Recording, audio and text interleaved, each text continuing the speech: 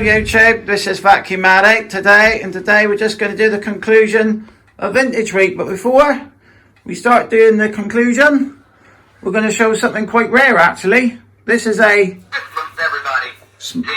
very first smart Christmas tree.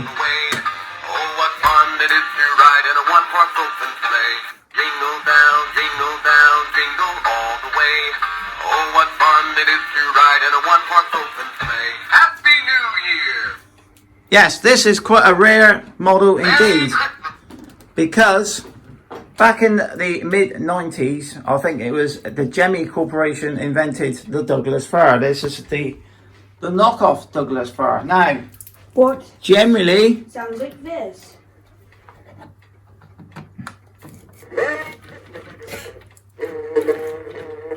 Yeah. Not the same voice, no. So this one here is called the Douglas fir Christmas Tree Kit. You can retrofit it to any green Christmas tree. Luckily, I think we were looking out last year for one of these. Cole sort of like wanted one for the Christmas decorations. But unfortunately, if you get one from the US, you're looking at a couple of weeks normally over Christmas period to get anything shipped. We are getting another one. Yeah, we've gotten another one as well. So this one is actually a very rare model indeed, because this is actually a UK model.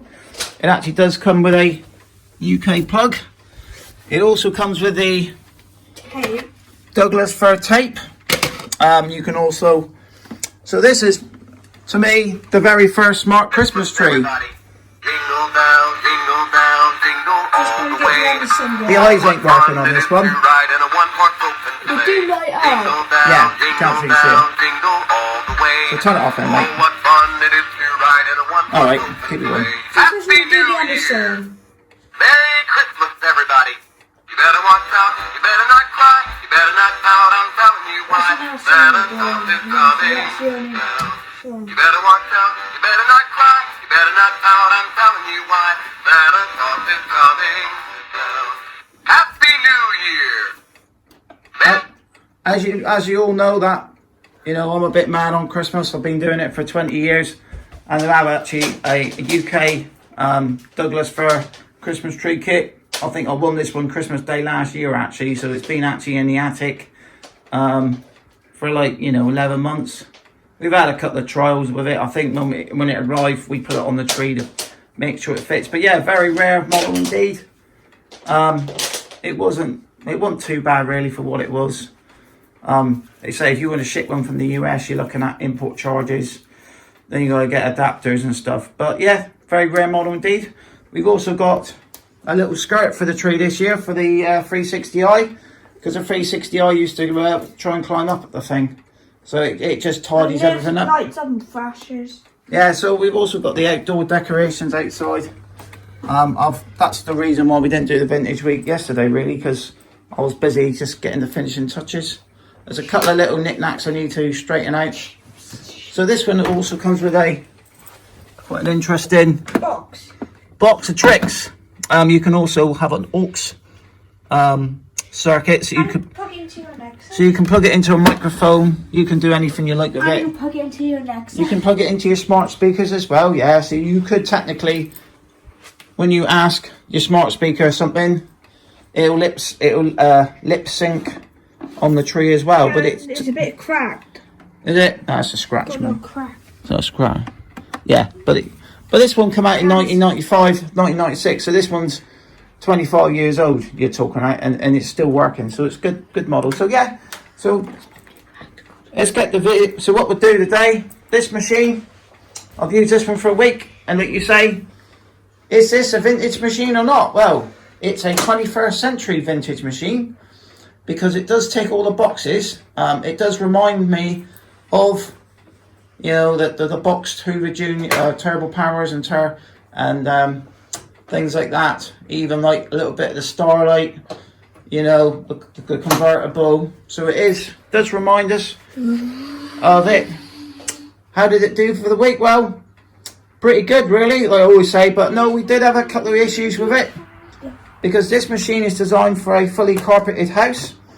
It it did the computer on it, because I was relying on a computer to actually drop the vacuum down.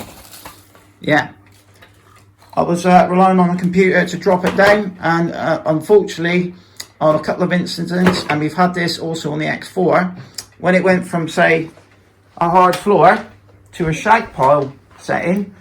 No carpet. Oh yeah, a low carpet to like a really thick shag pile setting. The machine switched off, but like with all vacuums, you learn all these. It's got shag carpet. So it does supposed to have these vents here, which helps it from stop it from doing that. That's one thing the X7 has, and the X4 hasn't. Yeah, done on the X4 when I went to my old teacher's house.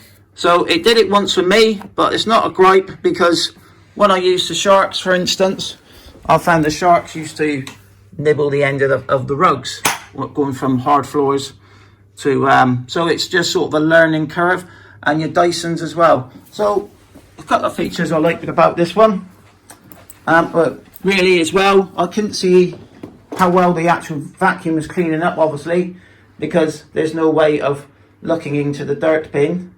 But that's something that I've got used to, but it was fine. I did like this one part. I think that's really good. The stair cleaning bit, where you have the extension hose to go on, was a bit of a fiddle, but it actually went to the top of the stairs better than my Dyson. It also had the headlight, which also searches the dirt, and you can see it helps you to clean around the edges, and you can see the dirt, and if there's any bits you miss. It also had very good edge cleaning as well. So yeah, it was very good indeed, but there was a couple of gripes. Would I swap this one for my Dyson? Well, it's a tough one really, because the Dyson, I didn't have to fiddle around with this computer to rise and go up and down and all this business, so which was a bit of a delay, because you can imagine my home's got like hard floor, rug, hard floor, thick pole, very thin pole, hard floor, thick pole. So the computer, you have to wait for the computer really to do that. But you know, it was a good machine actually.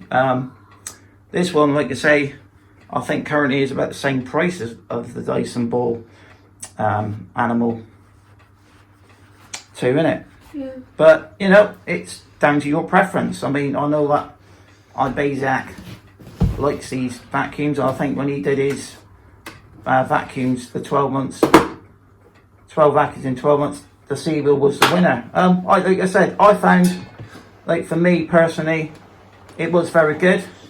It does groom the carpets very well, but the Dyson does that as well.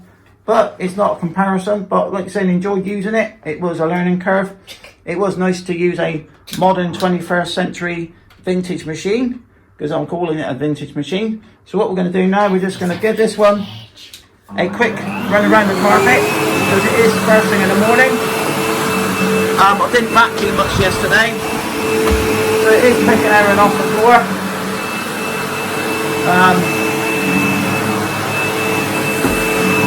So we laid the headlight on the thing. I think if I had that and a cordless, I'd probably be happy with that, to be honest with you. So who knows? I mean, it might be we might see a Sebo in my house one day. I don't know really. I mean, just depends what Dyson bring out, really. But I want to see if we was out cordless for headlight. Cordless headlight, we'll be having that, won't we? If they did a cordless version of this, yeah, we'd have that. So yeah, it's a quality machine. Or it's like a fan cordless. If you want quality, it's a good choice. But the black one does scratch. One thing's going to say racks to the headlights. Yeah, we like this one. I like it. It's nice. It is better than the X4. But the thing that Carl liked about this particular one is it had the LED headlight on it. Soft start motor. So that's soft start, doesn't it? The other one just started straight away. Yeah. I think it does clean as well as the older one. And then you've got this boost button. Press the boost button, mate. Press the boost button, that. And then it drops it right down to the ground. So you can deep clean. I wouldn't recommend that on a very thick rug, mind you. Something like this would be fine for it. And then when you want to take it off, press it like that. And then it fires itself back up again. So it's back on there again now. So it's a good little feature. Yeah, it's good. Like I said, I've enjoyed doing this one. It was nice to get something modern out. But vintage, you know, modern but vintage. I mean, these haven't changed that much over the years. If you can get what, like an X1, an X1.1 compared to the X7 hasn't changed that much. But if you look at like the Dysons, you look at like something that came out 3 years ago, they're like pretty old hats. So Dyson are more like on modern designs. Yeah, we've had a bit of an Henry week as well. Well, Carl's been playing around with some of his Henrys. He had about 4 Henrys out as well in the week, but we've just been sticking dirt on the floor for that one. But obviously the Sebo's been behind that at the end of the day, taking the stuff the Henry leaves behind. And like you say, I'm not... But Henrys are generally very good for hard floors and carpets. Empty in the bag. Well, let's see how much we picked up for the week, because this bag is going to be reused. Here's a piece of paper. Yeah, this one's going to be reused for a vintage machine. So he's had some of the Complan. I think we've had all sorts of nasties go through this one this week. We've had loads of Christmas decoration stuff as well. Nothing come out of there at all. He has sucked up lots of very fine dust with this thing this week. I think his X4 was leaking a little bit, but it was older, so I think they must have improved the actual. Where did you put cheap bags in the X4? Yeah. So what we'll do now, we'll get this one converted up for the proper vintage. For juniors and seniors, is you cut this little section here off. You take the top out. So what we'll do now, we gently pour this one out, and we're going to use that one in a vintage for next week's vintage machine. So we've had a fair bit of dirt there, look, and now I'm going to have to find something to clean this. I think this one's going to go probably either back through me Dyson again to chuck it. I'll get rid of most of this. So it's had a fair bit of dirt. There is some little bits of Christmas stuff. I've got a flock tree. I think that's the flock tree as well. Your dad's on that tree. Yeah, so we've sucked a load of stuff up. You see those little ones over Yeah, there? so this one now, we will be getting this one brushed out, ready for a vintage machine. So I'll be doing that outside tomorrow, as it's dry tomorrow, and quite lucky. So, like I say, next month, I think we will be going back to the usual vintage style of machines, but like I said, we are making a couple of changes. So like today we've used a modern vintage machine, and we've got a few other ones lined up for 2020. So if you enjoy Vintage Week, keep watching, because we really enjoy doing it. Getting out these old vacuums and using them for the week, and then going back to the modern technology and having an easy day. Yeah, we could. So there's lots of so bye for now. Please subscribe to Vacuum Addict. Thanks for watching. Merry Christmas if you don't tune in again before Christmas, but we've got a few of the videos coming up.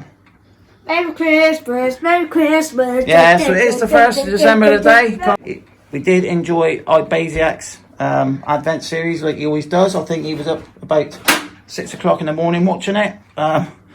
So thanks for watching, and bye for now. Bye.